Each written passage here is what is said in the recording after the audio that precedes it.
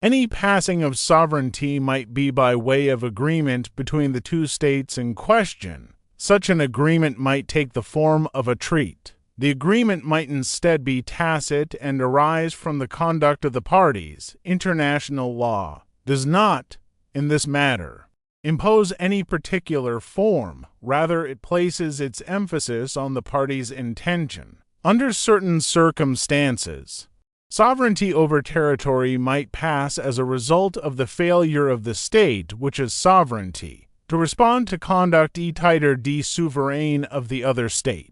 Such manifestations of the display of sovereignty may call for a response. If they are not to be opposable to the state in question, the absence of reaction may well amount to acquiescence, that is to say, silence may also speak, but only if the conduct of the other state calls for a response.